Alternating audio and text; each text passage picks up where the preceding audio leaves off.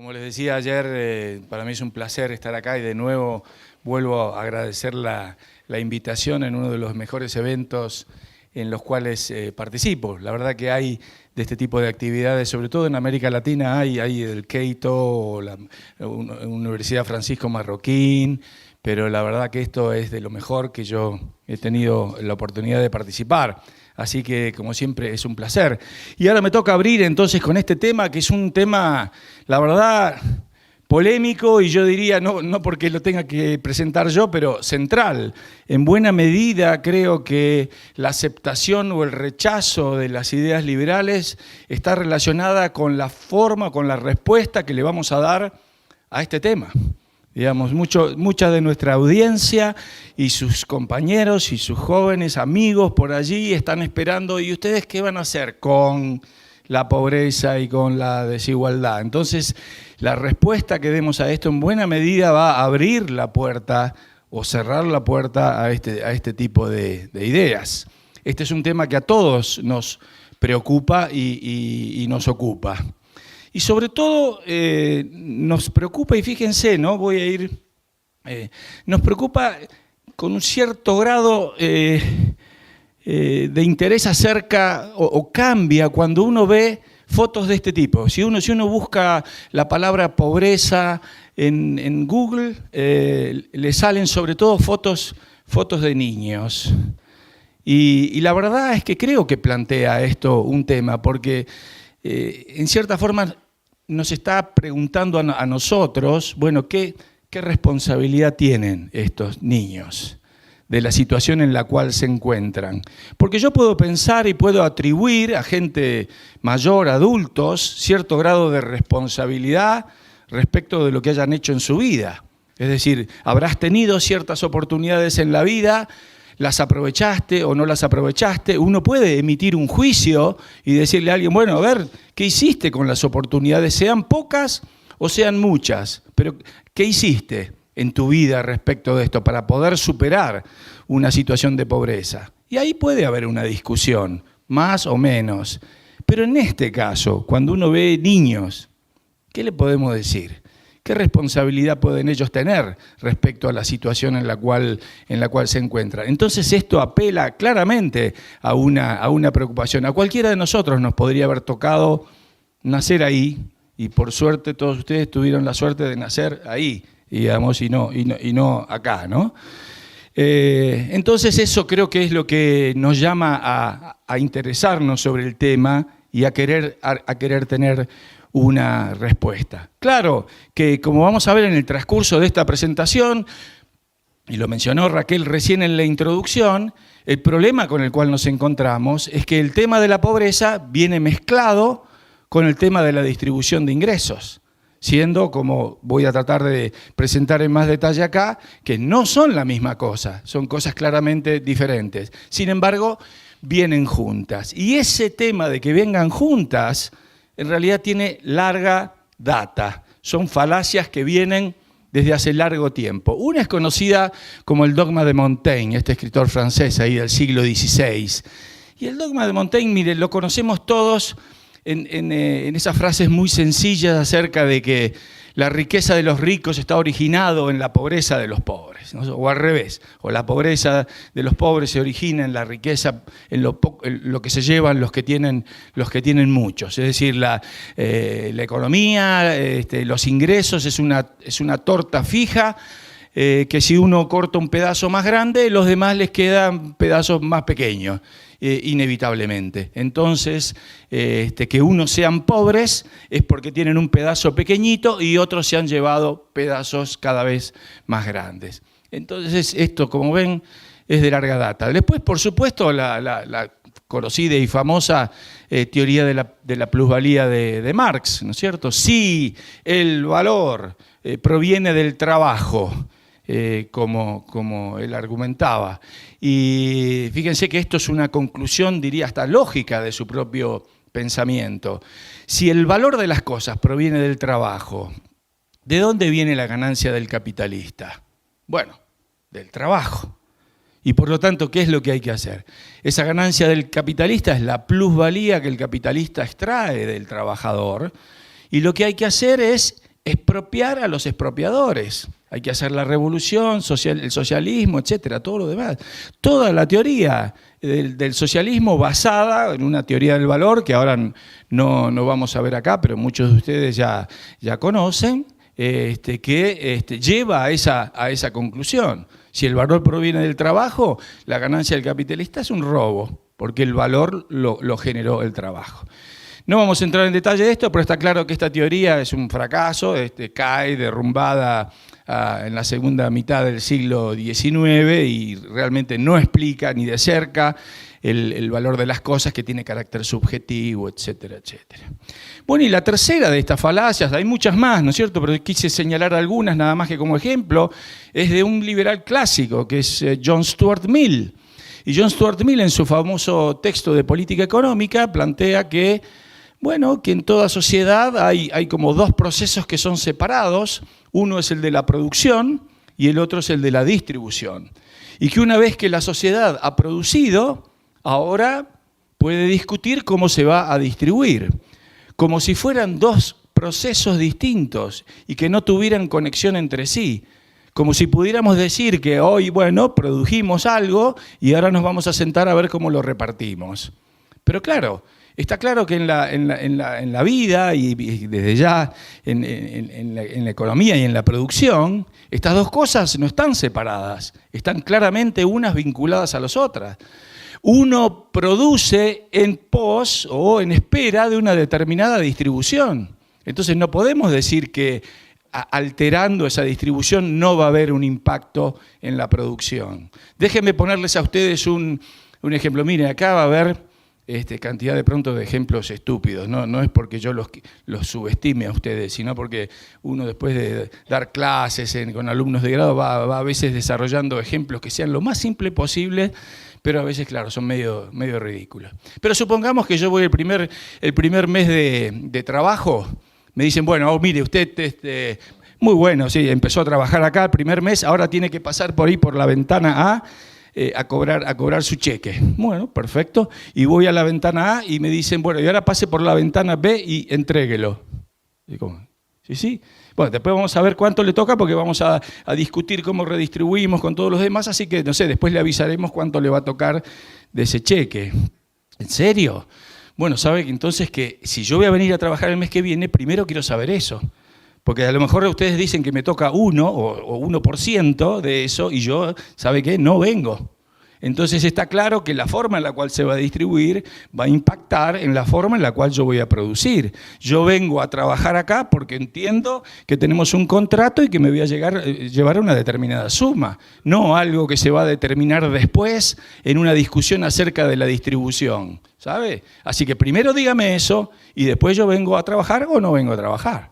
Es decir, no hay una separación entre producción y distribución, porque precisamente, como decía, yo voy a producir en vista de una distribución determinada. Bueno, pero esto ha estado así y ha sido así, la verdad, que por siglos. Hay ciertas áreas ahora de las ciencias sociales, incluso, que tratan de explicar por qué hay tanto apego a estas ideas distributivas. En todo caso, después puedo comentar algo. Pero una de las nuevas, ahora aparece la figura de Piketty, ¿verdad?, en los últimos años, aunque me parece que últimamente ha quedado un poco borrado. Esto ha sido como en cierta forma, como una estrella fugaz, ¿no es cierto?, que en un momento generó gran conmoción, pero no veo que continúe con la misma fuerza ahora, ¿no?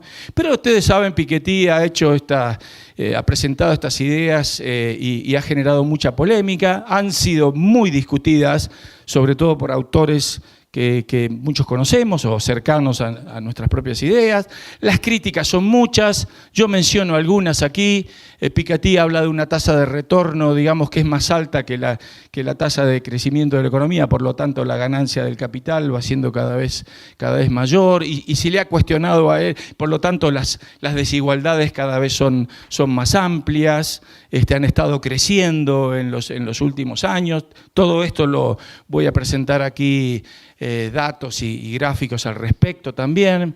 Y se le ha cuestionado a él, entre otras cosas, pero ¿qué es esto de una tasa de retorno general del capital? Cuando en realidad eso es algo que no existe en realidad en la economía. Hay distintas tasas de retorno para distintas estructuras de capital, así que esto de andar generalizando es una generalización, digamos, muy, muy amplia. Al mismo tiempo, esos que son los...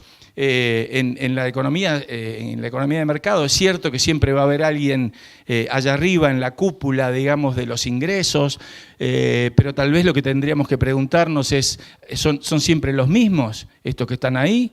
Es decir, hay una estructura social rígida, digamos, que eso era lo que ocurría en estructuras sociales anteriores, en el feudalismo. Los señores feudales eran por herencia, seguían siendo quienes dominaban la sociedad, pero en una sociedad abierta y capitalista, esto, salvo que sea dominada por el capitalismo de amigos, digamos, o las prebendas, esto no es así. Y quienes están ahí arriba no tienen garantizado ese puesto. De hecho, habrán visto cantidad de estudios ustedes acerca de los Forbes 400 o del Fortune 500 y las empresas que están ahí o que estaban hace 20, 30 años, muchas de ellas ya no existen más o han dejado de ser de las principales empresas. Incluso ahora, las grandes empresas con las cuales son noticia y comentario todos los días, los eBay, los Airbnb, los Uber y todos esos, hace 10 años no existían. Y ahora sus dueños resulta que son los más ricos del planeta. Entonces lo que está mostrando es que hay ahí un mecanismo en el cual es cierto, va a haber siempre alguien que está arriba en la escala de ingresos, pero no está predeterminado quién es el que va a estar ahí. Eso es algo que va permanentemente cambiando. Y al mismo tiempo, en algunas sociedades y en aquellas sociedades que tienen un cierto grado de limitación del poder, o llamémosle calidad institucional, o llamémosle, bueno, división de poderes, limitaciones, etcétera, la influencia de estos personajes tampoco es importante. ¿Acaso personajes como, bueno, los Koch o Gates o Warren Buffett o Soros tienen tanta influencia en la política norteamericana como suele ocurrir de pronto en algunos de nuestros países, donde algunos magnates efectivamente sí la tienen porque tienen mucho peso político, porque tienen mucha influencia, porque han hecho su dinero a través de las influencias políticas? Y estos señores tienen mucho dinero, pero uno no ve que tengan tanta influencia y determinen el rumbo de la política en esos países. Por último, tengo un video acá que no lo vamos a ver por una cuestión de tiempo, después si sobrara sí lo podemos ver, una entrevista a Piketty, pero hay un problema en Piketty que es que parte de su interpretación de lo que ha ocurrido, y también vamos a ver datos de esto más adelante. Él entiende que la reducción de la pobreza en Occidente se ha realizado gracias al Estado benefactor. Es el Estado benefactor el que ha reducido la pobreza, sobre todo en Europa y menos en los Estados Unidos. Y acá viene un error fundamental, porque como vamos a ver después, obviamente acá hay una cuestión de concepto. Miren, si para redistribuir, primero hay que tener algo para redistribuir. O sea, ¿qué vamos a estar redistribuyendo si no tenemos algún tipo de riqueza para redistribuir? O sea que inevitablemente, diría conceptualmente, primero es la riqueza y luego, en todo caso, discutan los que quieran discutir el tema de la redistribución, pero no se puede redistribuir lo que no existe.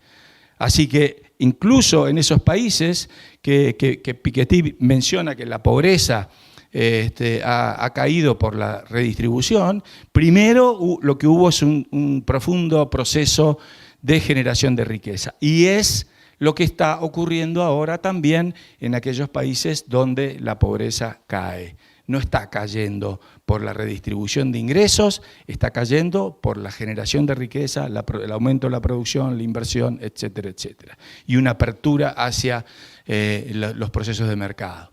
De hecho, es interesante lo que ha ocurrido con Piketty, porque, fíjense ustedes, la academia sueca, o quienes deciden el premio Nobel de Economía en realidad, no necesariamente se han mostrado siempre como muy pro capitalistas, digamos, ni nada por el estilo, y mucho menos en los Nobel de literatura, desde ya, ¿no? Que en los de economía. Pero fíjense que en el mismo momento del auge de Piketty, ellos decidieron darle el premio Nobel a este señor, que se llama Angus Deaton. Y este señor es bastante particular porque es, por un lado, un experto en estadísticas y, por otro lado, un experto en pobreza y desigualdad. Y además tiene una visión, en términos generales, radicalmente opuesta a la de Piketty. Según él, digamos, todo proceso de progreso inevitablemente genera desigualdad, porque es la naturaleza del progreso es que, como en una carrera, digamos, de caballos, digamos, algunos arrancan primero y otros arrancan después. Y no solamente en términos de ingresos, porque Deaton dice también, ¿por qué centrarnos nada más que en los ingresos monetarios? Vayamos a ver cuestiones respecto a la salud, a la mortalidad infantil, la mortalidad general, vayamos a ver cuestiones relacionadas con la educación, etc. Y en todos esos progresos, en todos esos fenómenos que nosotros entendemos están mostrando el progreso de la civilización, siempre ha ocurrido que cuando ese proceso comienza a darse, la desigualdad aumenta porque algunos acceden primero y otros acceden después. Lo que no está determinado en última instancia es quién va a acceder, pero normalmente esto ha ocurrido claramente en el ámbito de la salud. Toda innovación tecnológica, por ejemplo, en el ámbito de la salud, no llega en forma inmediata a todo el mundo, pero eventualmente sí llega. Es decir, primero, ¿quiénes son los que aprovechan los últimos desarrollos de la medicina? Bueno, serán, es verdad, aquellos que tienen la capacidad para pagarlo. Y luego lo que va haciendo el capitalismo normalmente es que eso se va extendiendo, la tecnología se va abaratando y va llegando cada vez a porciones más amplias y amplias de la población. Es lo que ocurría con lo que tenemos todos ahora en el bolsillo, que es el celular.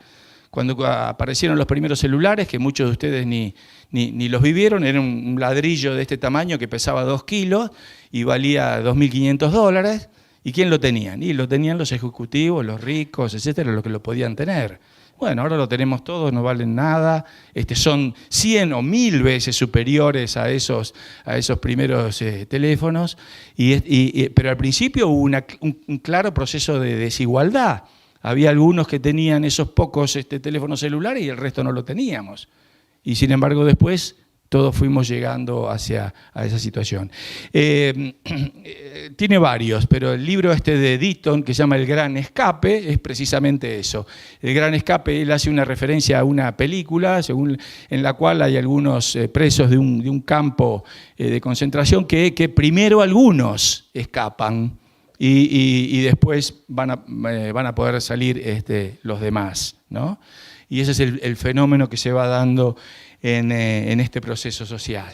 Bueno, acá es lo que decía lo del video, después lo veremos, pero claro, hay una mezcla de pobreza y distribución. Habrán visto ustedes hace poco una polémica respecto a un informe de Oxfam, esta organización que es un conjunto de ONGs, y como la letra está pequeñita ahí, lo voy a leer. En un informe ellos dicen esto: han pasado 4 años desde que el Foro Económico Mundial alertase de la grave amenaza que supone el incremento de la desigualdad. Es decir, nos presentan el incremento de la desigualdad, que Deaton dice que es algo natural, como algo que va a ser el colapso del planeta, más o menos, ¿no? Para la estabilidad social. Y 3, desde que el Banco Mundial decidiese combinar su objetivo de acabar con la pobreza extrema con la necesidad de promover una prosperidad compartida. Desde entonces, y a pesar de que los líderes mundiales se hayan comprometido con el objetivo de reducir la desigualdad, la brecha entre los más ricos y el resto de la población se ha ampliado. Es una situación insostenible. Acá lo que están diciendo, acá el problema es la desigualdad. Porque la pobreza, ¿dónde quedó la pobreza acá? En todo habla del objetivo del Banco Mundial respecto de la pobreza extrema, pero ellos están hablando de la desigualdad, no de la pobreza. Es decir, tomaron el tema de la pobreza y empezaron a hablar de la desigualdad. ¿Cómo es la cosa acá? Y de pronto son estas cosas que pasan como un poco desapercibidas porque no se notan. Pero el objetivo, vamos a suponer que el objetivo del Banco Mundial hubiera sido un buen objetivo. Lo que está diciendo el Banco Mundial es que el problema es la pobreza, hay que eliminar la pobreza. Ellos agarraron eso y dijeron, no, el objetivo es otro. Es el de la desigualdad, no el de la pobreza. ¿Cómo? Bueno, no son lo mismo, pero ¿por qué? Y acá... muchos aquí, lamento a aquellos que han estado antes, sobre todo los profesores que ya deben estar cansados de escucharme estos ejemplos, y, en fin, pero lo sigo usando. ¿Por qué es distinto la pobreza de la desigualdad? Bueno, acá viene este ejemplo. Estas son dos familias. La familia de los Krause, que es la mía, y una familia Gates en los Estados Unidos. Este es mi papá, que, digamos, vamos a atribuirle que era acá como los que empiezan a trabajar acá en Europa, ganaba $1.000, pongamos en este caso.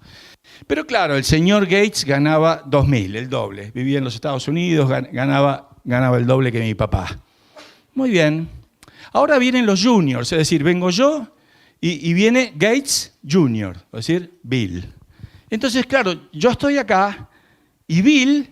Miren dónde está. En realidad esta columna debería ir allá por el techo y vaya a saber dónde terminaría. Terminaría por allá. Pero fíjense ustedes lo que ha ocurrido. Entre los seniors y los juniors, la desigualdad ha aumentado en forma espectacular. Ahora, sin embargo, yo, ¿cómo estoy respecto de mi papá? Fíjense que acá he tenido que cambiar la escala, pero si mi papá tenía 1.000, yo tengo acá 5.000.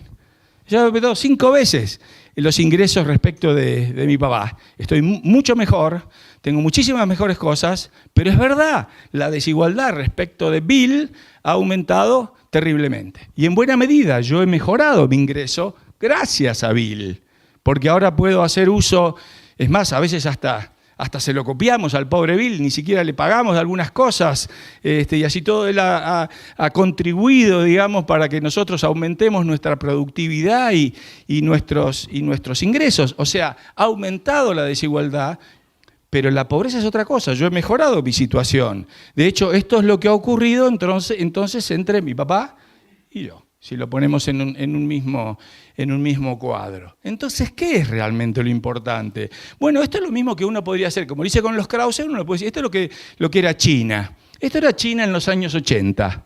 Esto era la gente china y esto eran los jerarcas del Partido Comunista. 10 veces el ingreso de la población china. Todos los demás estaban acá, en un nivel de ingreso aproximadamente de $250 al año. Ese era el nivel de ingreso en China. Abren la economía, introducen algunas de las reglas de juego del capitalismo, la inversión, la empresa privada, etc. ¿Qué tenemos ahora?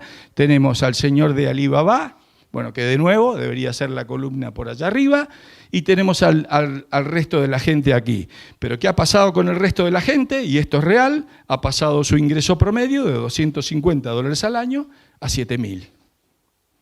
Entonces, ¿aumentó la desigualdad? Y respecto del señor Alibaba, sí, porque había desigualdad antes, los jerarcas del Partido Comunista ganaban mucho más, pero ahora la diferencia entre Alibaba y el resto es mucho mayor todavía.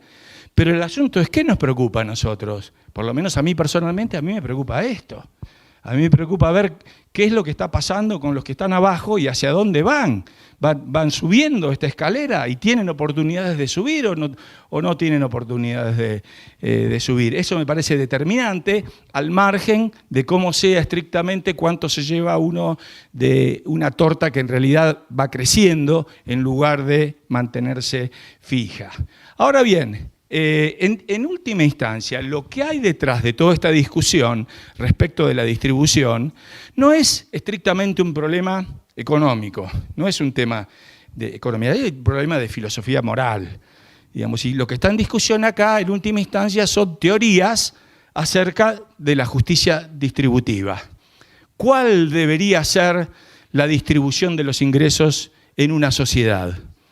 Bueno, y acá hay distintas teorías que se han estado discutiendo a través del tiempo. Vamos a ver algunas. Todas estas teorías tienden a responder a estas preguntas. No están manifestadas así, estrictamente en esto, pero todas tienden a responder esto. De cada cual según qué.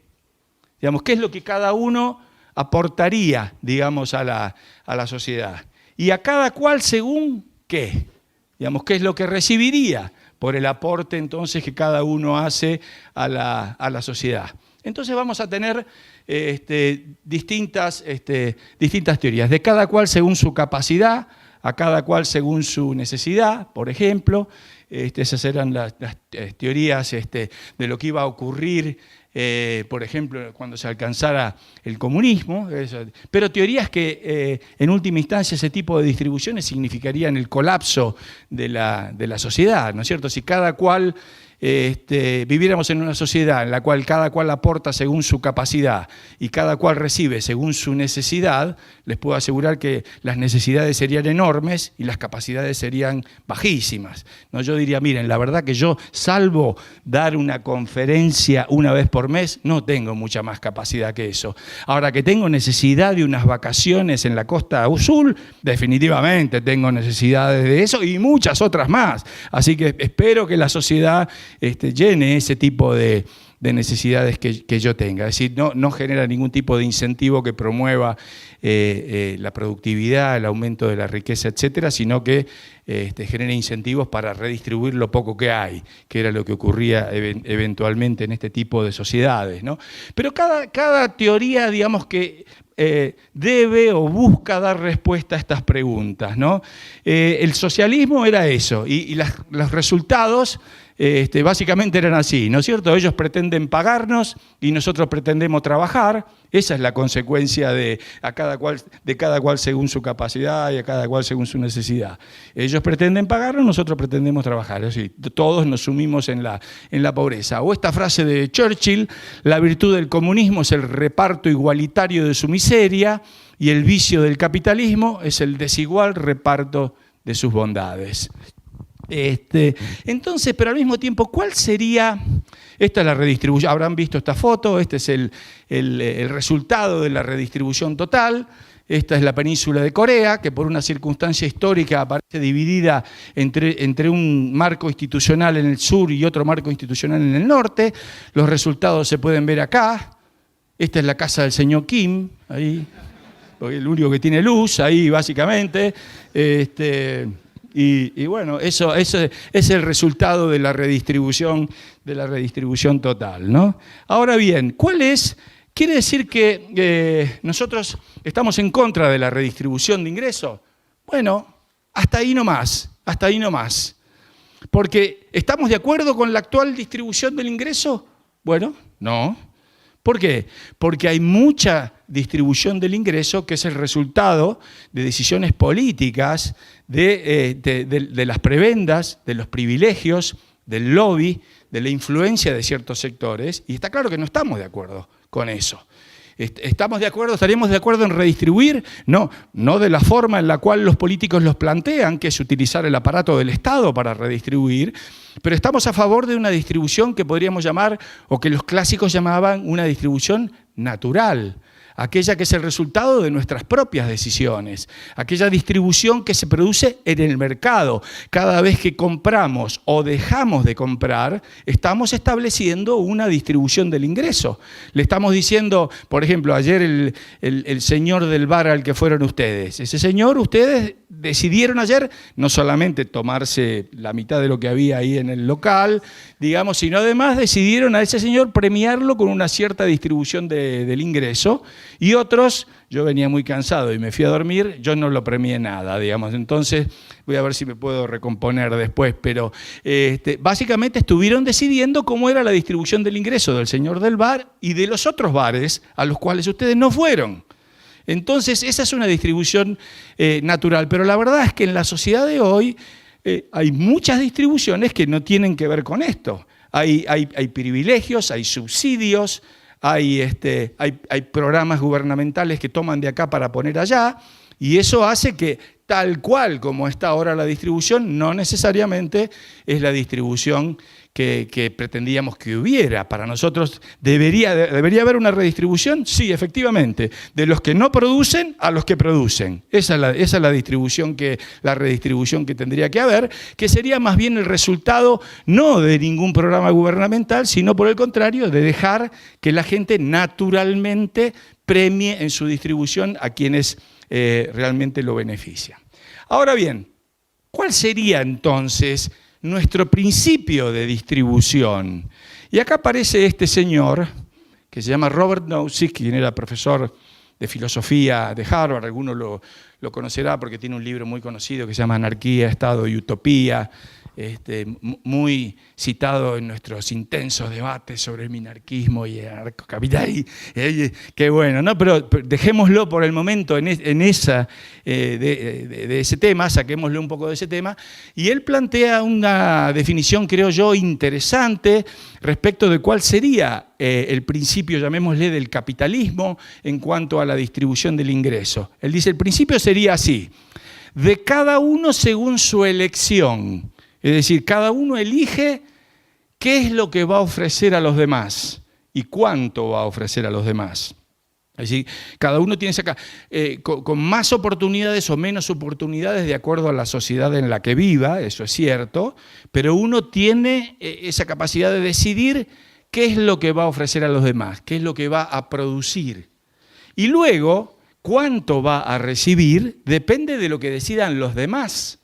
No de lo que decida yo. Eso es lo que es la distribución en el capitalismo. Yo puedo decidir qué es lo que voy a ofrecer. Ahora, cuánto voy a recibir depende de que los demás lo acepten y estén dispuestos a pagarlo o no.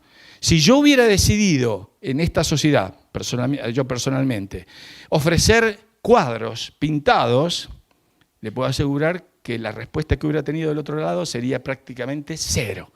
Porque soy un perro, yo pintando, dibujando, haciendo esas cosas. Entonces los demás hubieran votado en contra mío y hubieran dicho, no, eso no me hubieran dado mayormente ningún ingreso. Entonces la distribución en el mercado es de cada uno según su elección y a cada uno según sea elegido. Ahora, en estos temas de la distribución del ingreso, fíjense ustedes, y esto lo sigo a Nozick también acá en esto, dice, casi todas las posiciones respecto a la distribución del ingreso lo que hacen es evaluar el resultado.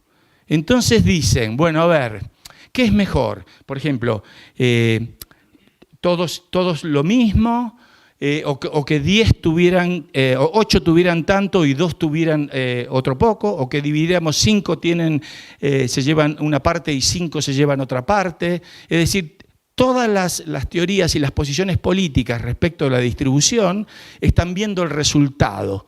Cuántos ricos hay, cuántos pobres hay, cuántos hay de la clase media, etc. Nozick dice, para establecer la justicia de la distribución, no es eso lo que hay que ver. No hay que ver el resultado, lo que hay que ver es el proceso.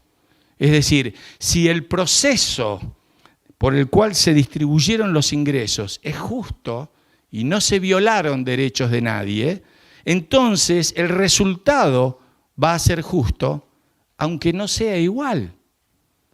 Entonces, él pone un ejemplo que es de un basquetbolista de la década de los 80, que ya probablemente ninguno de nosotros recuerde, y yo, como tengo mi corazoncito también, entonces lo cambié a ese basquetbolista por Messi.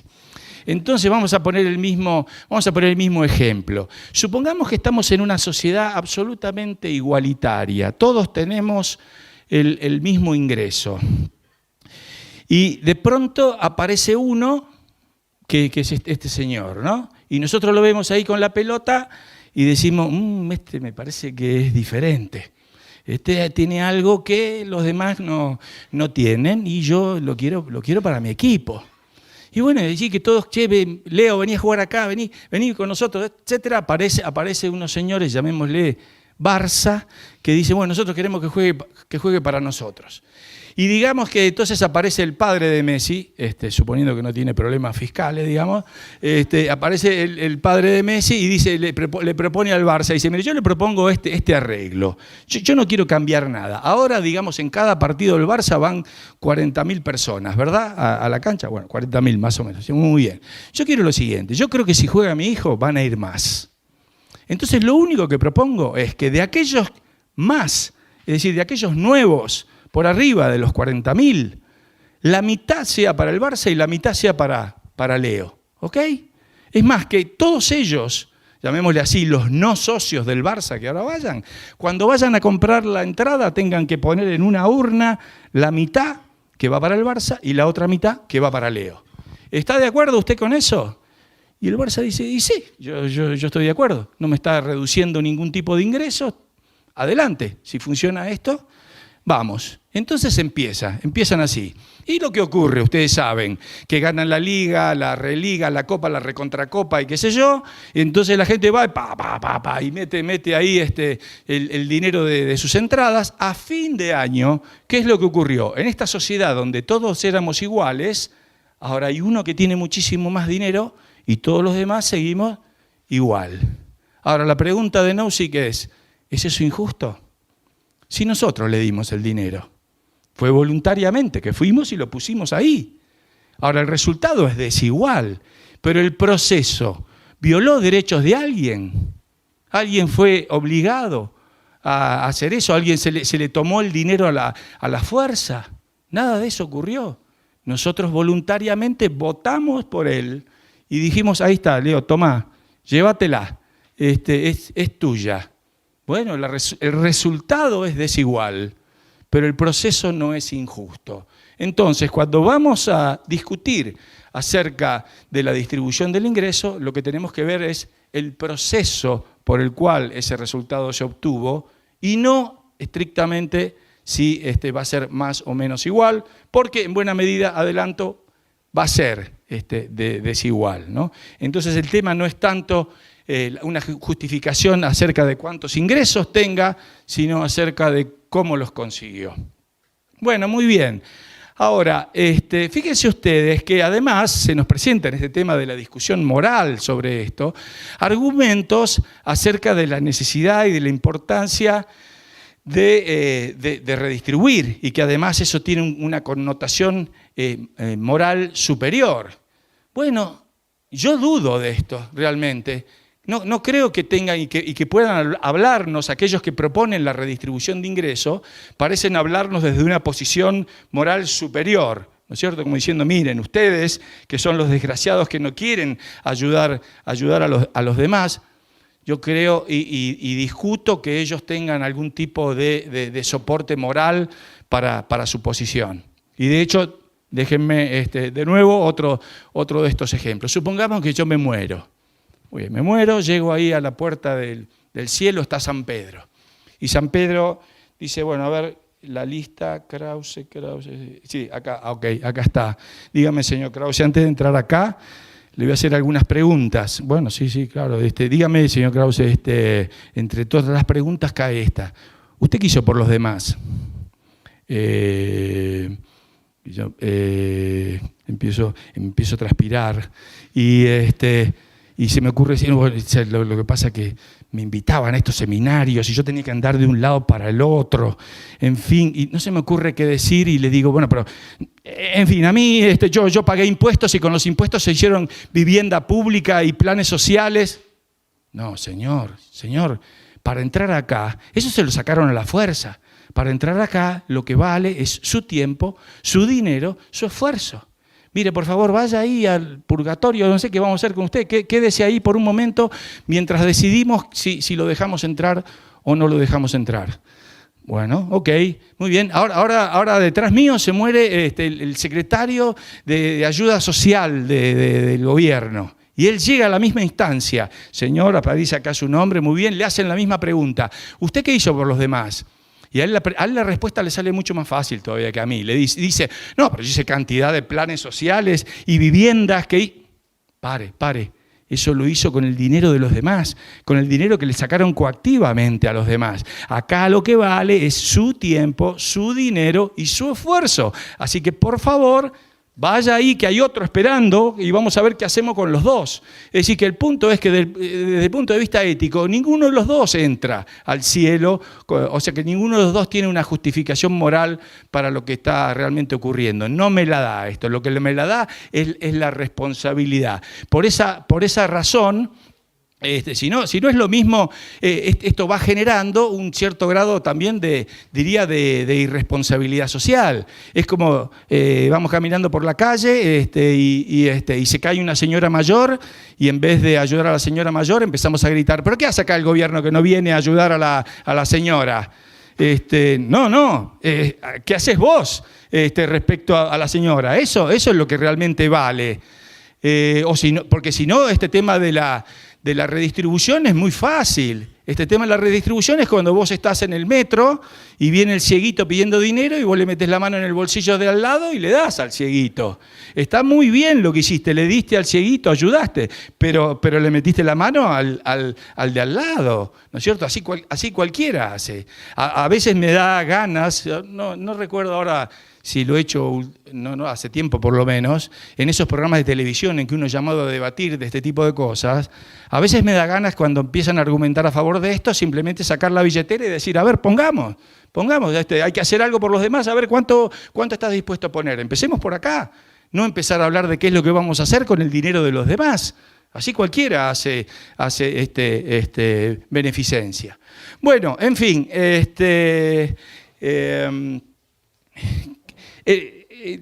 entonces se nos presenta entonces el Estado benefactor como aquel que va a redistribuir, es decir, aquel que va a resolver este problema de la desigualdad de los ingresos. ¿Y qué es lo que nos encontramos después de varias décadas de Estado benefactor y de experiencia en esto? Bueno, yo diría que hay dos situaciones distintas. Una que es más cercana tal vez a la de ustedes, aquí digo la de ustedes, sobre todo bueno, acá hay europeos y hay latinoamericanos, así que podemos tener ese ejemplo, más cercana a los europeos, la otra más cercana a los latinoamericanos.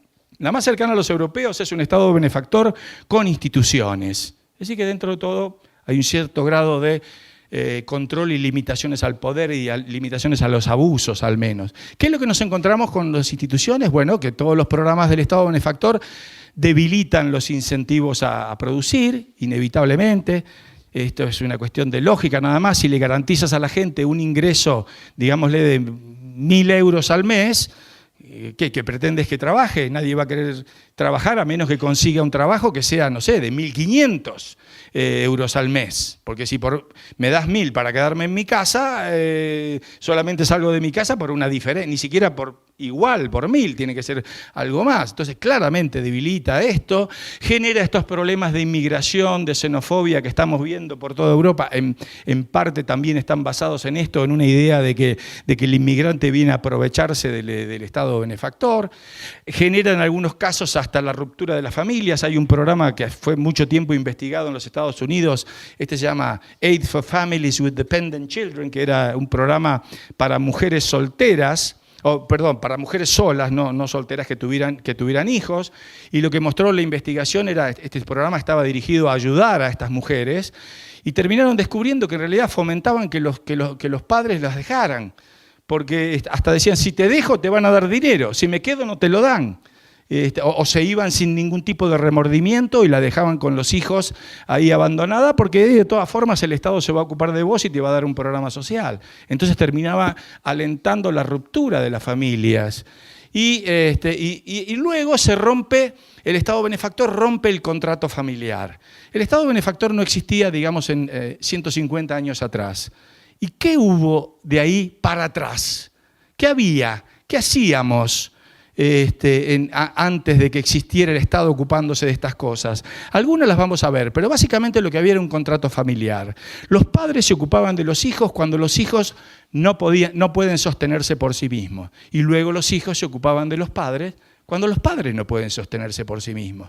Y ese contrato familiar funcionó por siglos. Y sobre todo funcionó en una época en la cual la población era bastante estática, no se movía del lugar en el que nacía, y entonces las familias vivían más o menos en el mismo lugar. Esto, con el capitalismo es verdad, se empieza a resquebrajar. ¿Por qué? Porque empieza a haber migraciones internas del campo a la ciudad o migraciones externas, se van de Europa a América, etc. Bueno, en los países donde no hay instituciones, como pueden ser, o no hay instituciones de calidad, como puede ser más nosotros los latinoamericanos, es todo esto más demagogia, clientelismo, corrupción y despilfarro de los recursos. Una fiesta completa la que ocurre acá con estos programas sociales, ¿no? Ahora bien, ¿cuál es nuestra alternativa a todo esto? ¿Qué dicen los liberales respecto de la pobreza? Bueno, decimos varias cosas. Decimos que hay distintas soluciones, a ver cómo vamos en horario, que son las siguientes. Hay 4 formas en las cuales vamos a plantear que vamos a resolver los problemas de la pobreza. Una es la iniciativa empresarial, que genera riqueza y genera empleos. Nada ha sacado más gente de la pobreza que si quieren llamarlo así, que este programa social. Nada ha sacado, y ahora lo vamos a ver. En segundo lugar, la vigencia clara de los derechos de propiedad. En tercer lugar, la ayuda mutua, que es cuando nos ayudamos entre nosotros para cubrirnos de ciertas situaciones y de ciertos riesgos. Y luego la beneficencia, que es cuando ayudamos a los demás sin esperar nada en retorno. Es decir, la ayuda mutua es yo ayudo a otro, pero espero que el otro me ayude a mí si yo lo necesito. Mientras que en la beneficencia yo simplemente ayudo sin esperar nada, nada más que por el beneficio psicológico, si ustedes quieren, de ayudar. Bueno, ¿qué es lo que ha ocurrido? Este gráfico también, tal vez lo conocen, acá hay 2 estadísticas. Yo puse 300 años no de capitalismo, sino del rule of law, es decir, eso fue previo a que llegara el capitalismo, la vigencia del derecho, de la propiedad, de los contratos. ¿Y qué es lo que tenemos acá? Hay 2 estudios que se han realizado, uno es de Bradford y de Long, que es, bueno, supuestamente desde el año menos 10.000, y el otro es desde el año 0 de Angus Maddison, ¿no? Un reconocido profesor que ha reconstruido estadísticas hacia atrás, cosa que no es sencilla. Bueno, ¿qué es lo que nos dice esto en términos de ingreso per cápita? Como ven, bueno, si era un electrocardiograma, acá estaba muerto el tipo, muerto. Y acá, ¡pum!, pega un primer latido y surge a la vida, digamos, esto es algo realmente impresionante, ¿no es cierto? Esto estaba plano absolutamente, había un leve crecimiento acá y se dispara, ¿a partir de qué? A partir del rule of law y la consecuente llegada del capitalismo. Acá tenemos, por ejemplo, los gráficos respecto a la pobreza mundial, algunos a lo mejor ya los conocerán, les recomiendo esta página que se llama Our World in Data, que tiene cantidad de datos así en periodos largos de tiempo. Este es el porcentaje de la población pobre en 1820, según la midan por $1 o $2 de ingreso por día. Acá lo que nos dicen, si tomamos esta, por ejemplo, era que el 85% de la población era pobre, 85% de la población del planeta era pobre, y miren lo que es este gráfico y cómo viene, luego se continúa con $1.90 en vez de $1, hasta ahí.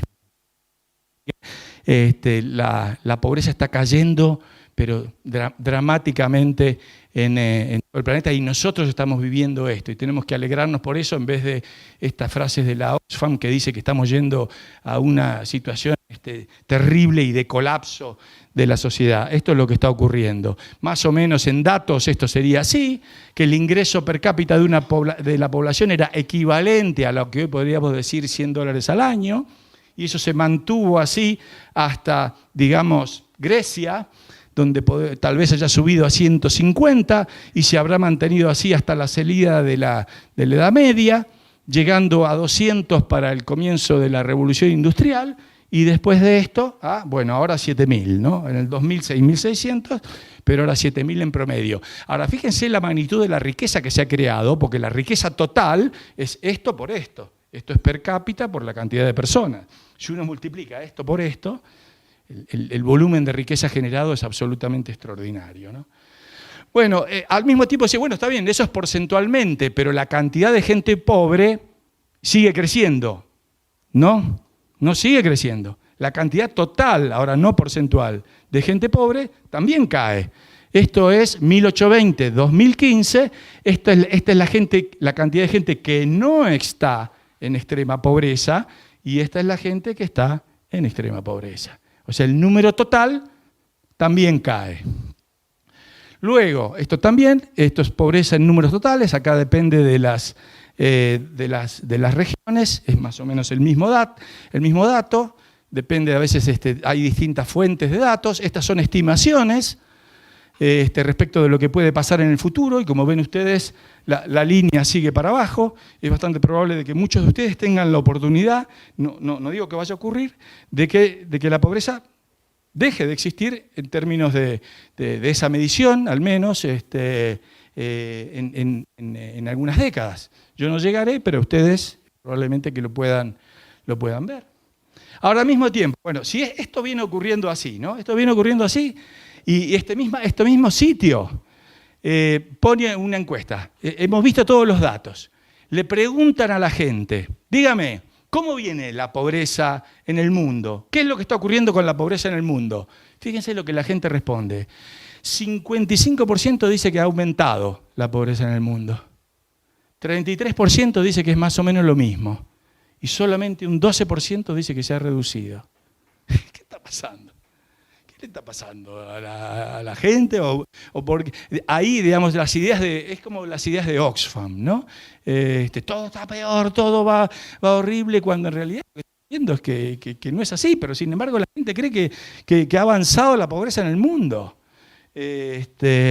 Bueno, veamos más. Miren, estos son un estudio que lo puse acá porque lo acabo de recibir, es de la consultora McKinsey, que habla de los países emergentes. ¿Qué países han venido derrotando la pobreza en los últimos años? Y por eso esto venía a contrapuesta de lo de Piketty, de que fue el Estado benefactor el que reduce la pobreza. No, señor, es la apertura de las economías, mayor grado de economía de mercado y crecimiento económico, eso es lo que está reduciendo la pobreza.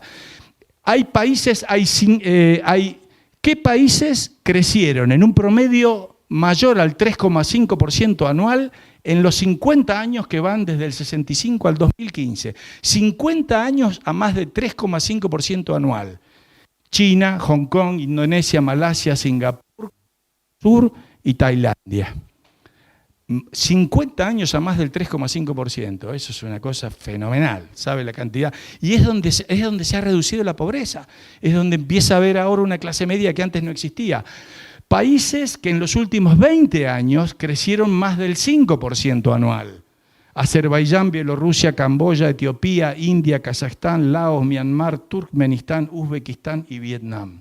En total, estos países sacaron a más de 1.000 millones de personas de la pobreza en los últimos años, generando ese crecimiento económico. Entre el 90 y el 2013, la cantidad de gente en estas economías que vive en la pobreza cayó de 1.840 millones a 166. Y en todos estos países tuvieron una ganancia de productividad del 4% anual promedio y aumentaron los salarios un 4,6 promedio. Y en China aumentaron 8,6 promedio anual los salarios. Eso es lo que sacó a la gente de la pobreza. No el Estado benefactor, ni la redistribución de nada. Esto es lo que realmente ha generado el mayor avance a la pobreza que hemos visto en el planeta. Acá otros gráficos. Ahora uno dice, bueno, está bien, se reduce la pobreza, pero aumenta la distribución, como dice Oxfam. ¿Empeora la distribución del ingreso? No. Esto es curvas de distribución del ingreso en distintos periodos. La roja es de 1820, que es lo que nos dice muchos pobres y pocos, es verdad, pocos ricos. En esta cosa que dije de Deaton, de que algunos salen primero, ¿no es cierto? Esta es de 1970, la azul, donde empieza a ver, se despega de nuevo una parte de la población que empieza a trasladarse a niveles de mayores recursos. Y esta es la del año 2000, que parece ya una distribución prácticamente normal. Es decir, esto es el fenómeno de la clase media global, de la cual se habla ahora, que los ves haciendo turismo por todas partes, etcétera, etcétera. Esto es lo que está ocurriendo. Es decir, no está empeorando la distribución. Sí. Sigamos, bien. Okay. Y acá hay otra, la misma, por ejemplo, pero en distintos años, 70, 80, 90, 2000, 2006. Como ven, se va corriendo hacia acá, ¿no? ¿Qué más? Bueno, esto ocurre siempre. Esto es lo que dice, por ejemplo, esto es de lo que dice, lo señala Deaton. Esta era la expectativa de vida al nacer. Así es como venía hasta el año 1700. Estos eran los nobles, estos los puntitos amarillos y esto el resto de la población. Como veían, la expectativa al nacer no era diferente para ninguno de estos. Sin embargo, cuando se empiezan a producir la revolución científica, el avance de la medicina, pican primero, digamos, los nobles, pero luego esto iría también eventualmente para arriba. Acá tenemos expectativa de vida desde 1770, donde van obviamente todos para arriba. Acá tenemos la mortalidad infantil global, cómo cae. Acá tenemos la alimentación, cómo va mejorando, etcétera. Son algunos que subalimentación, cómo caen también los índices de subalimentación. El trabajo infantil se reduce. El alfabetismo aumenta. Esta es la población alfabeta y esta es la población analfabeta en el planeta. Estos son los distintos niveles de educación, primario, secundario y terciario, en países en desarrollo y en países avanzados, dice ahí. Estos son los distintos niveles educativos y cómo van a evolucionar supuestamente hasta el 2100, donde van a aumentar el nivel superior de la educación. Es decir, esto es lo que está ocurriendo como resultado de este proceso de crecimiento y explosión de la productividad y de la riqueza económica en el planeta.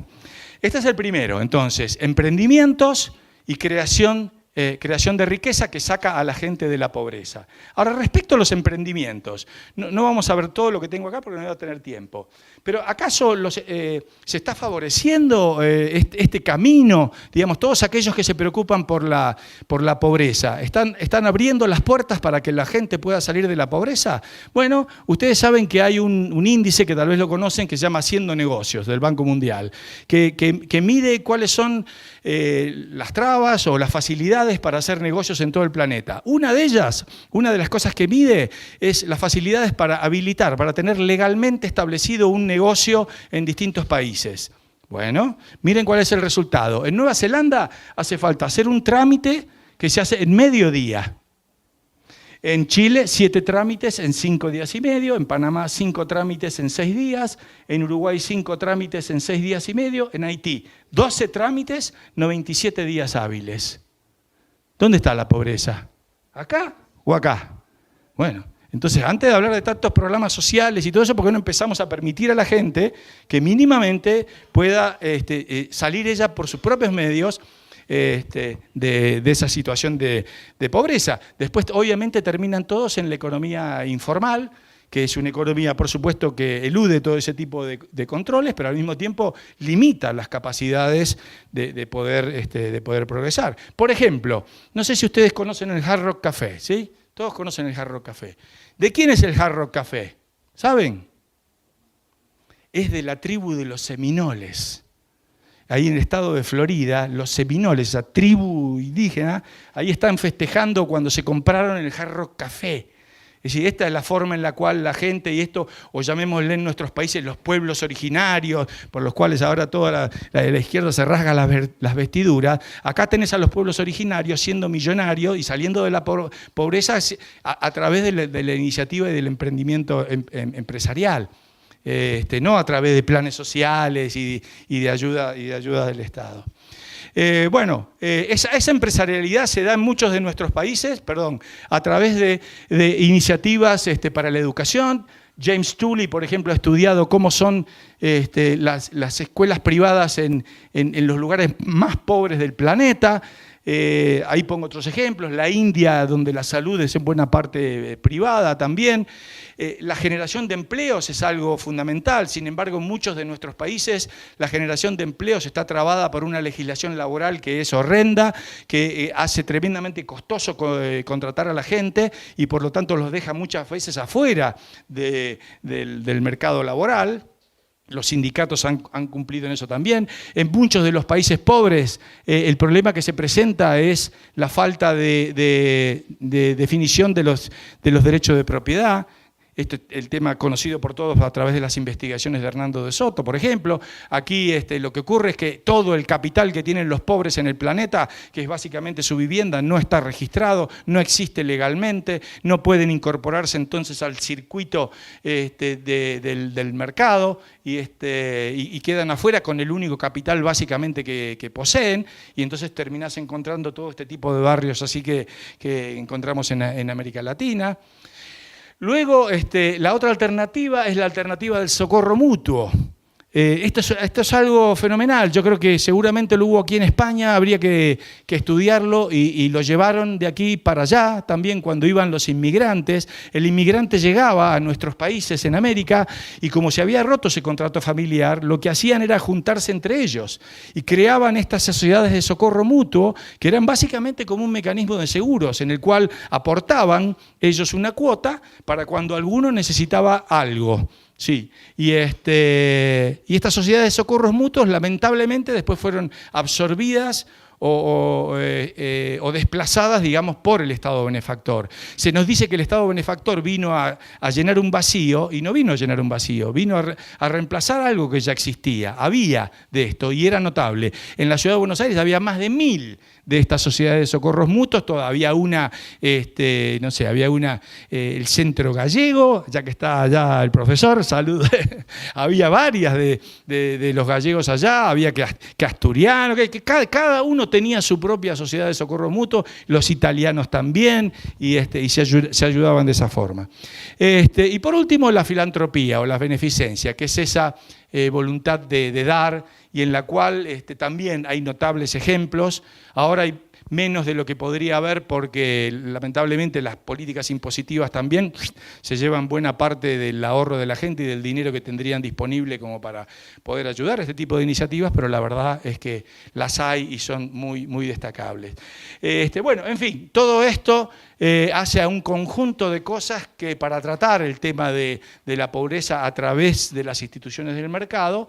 Y por último, si a ustedes además, así todo, quisieran que el Estado haga algo, habría que investigar o podríamos discutir esas políticas de vouchers, es decir, en vez de subsidios a la oferta, que es lo que suele haber, es decir, como hay gente pobre, entonces el Estado pone hospitales, pone escuelas, pone viviendas, subsidiar a la demanda para que la gente pueda elegir en el mercado aquello dado su situación de pobreza, no alcanza para producir. Así que bueno, en fin, todas estas alternativas son las que están posibles, más allá de la común y la tradicional, según la cual la gente simplemente mira al Estado y le delega todas las responsabilidades. Y dice, bueno, a ver, ¿qué van a hacer ustedes con los pobres? No, la pregunta en el fondo es qué vamos a hacer nosotros y qué oportunidades tenemos en el mercado, digamos, para eliminar a la pobreza. Bueno, listo, muchas gracias.